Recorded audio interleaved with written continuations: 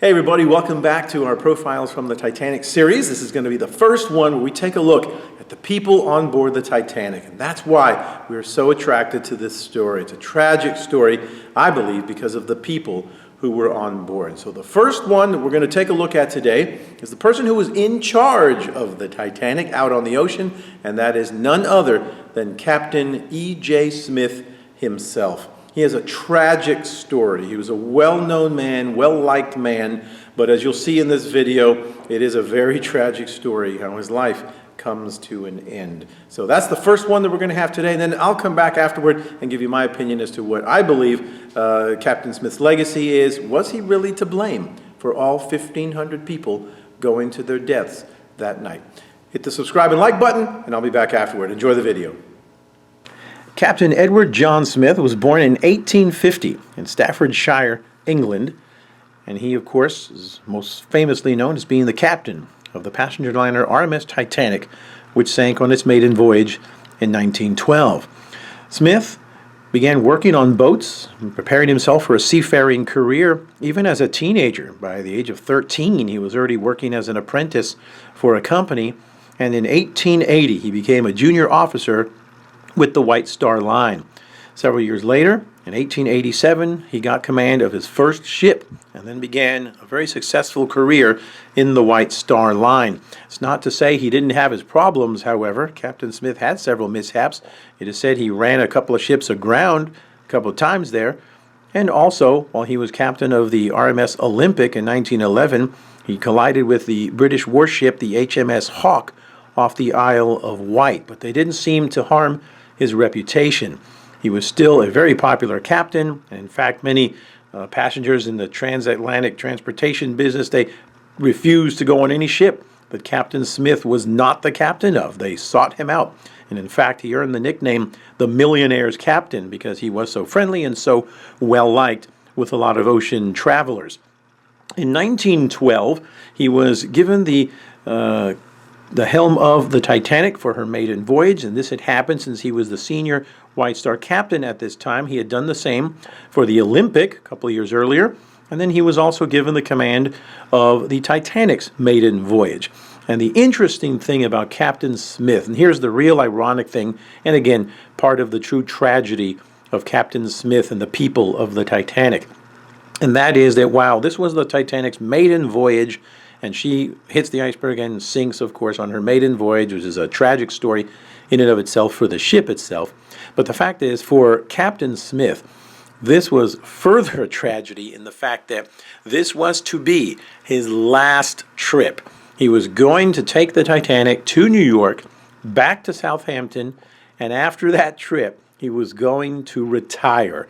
This was his final voyage. Unfortunately, it ended up being literally his final voyage in that the fact that he lost his life instead of just retired and, spent the rest of his life with his wife and daughter.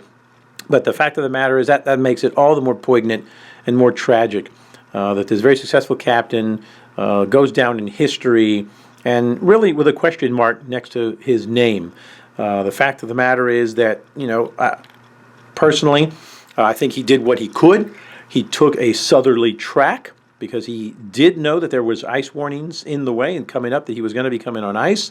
A lot of people seem to forget that fact, that he turned the Titanic on a more southerly course to avoid ice. But again, part of the coincidences of all of this whole story is the fact that the warmer winter had brought ice further south than expected, and there was still going to be ice in front of the Titanic. One of the other things also is he didn't get one of the final messages that there was ice in his current area. That was due to the wireless operators sending so many messages. The last ice warning just didn't get to the bridge, and so he didn't have full information. But even then, he did what any other captain would do. He had extra lookouts. It was a clear night. He was on the southerly track. He was, ready, and it just happened to be, once again, that the first piece of ice that they saw was the one that was right in front of them, and that unfortunately they could not avoid. And as we all know, the Titanic struck the iceberg in about 2 hours and 40 minutes. It sank in the morning of April 15th at 2:20 a.m., killing some 1,500 people. aboard. And there were various reports of people seeing everything from Captain Smith committed suicide on the bridge, he stayed on the bridge, he jumped in the water, he tried to save a child, he tried to get on a lifeboat but wasn't let on and swam off, and all kinds of things like that. But at that moment, literally with the ship going underneath the waves, eyewitness accounts have to be, well, you can't really take them too much at their face value because everybody was in a panic, and we just don't really know what happened. And ultimately, we know that Captain Smith's body was never found by the Mackay Bennett or anything like that. So he truly did go down with his ship. Now, ultimately, the American and British inquiries, while they did scrutinize his actions and saying, well, he didn't really slow down, he knew there was ice in the area, the fact of the matter is both of the inquiries did kind of pay him homage and said, well, he was a great man and he did what other captains would have done. Everybody would have done pretty much the same thing as I just mentioned. Yes, he knew there was ice, but again, the Titanic was on a southerly track to avoid the ice. They had extra lookouts. It was a clear night. There was just no reason to slow down. They had not spotted any ice. And so the inquiries basically cleared him and just, kind of didn't assign blame or any negligence or anything like that. But interesting to note, they did suggest changes in the way things were done after the Titanic. And perhaps that is the Titanic's and Captain Smith's greatest legacy. And so this is the profile of Captain John Smith, Edward John Smith, the only captain of the Titanic. Hey everybody, I'm back. Welcome. Hope you enjoyed the video there. It is a tragic story with what happened to Captain Smith. Now, do I think that he was personally to blame? Was it his fault that 1,500 people died that night on the Titanic? Like the inquiries, I think you got from the end of that video there. No, I'm not going to assign blame. He did what every other captain would have done. He took those extra steps. He took the measures. It was an accident. That's the whole point. That's the real kind of ironic thing about this, is that it was an accident. All these kind of dominoes toppling in a row that ended up with the sinking of that magnificent ship. And he couldn't have prevented it. I don't think he really could have. He did everything he knew how to. And look at that. It still happened.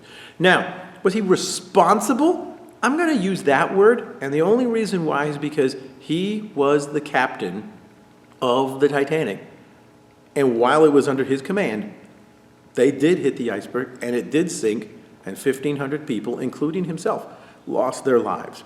So responsible, well, yeah, but just due to the fact that, well, he was the captain of the ship. Did he do anything to make it worse or to make the accident happen? Well, no.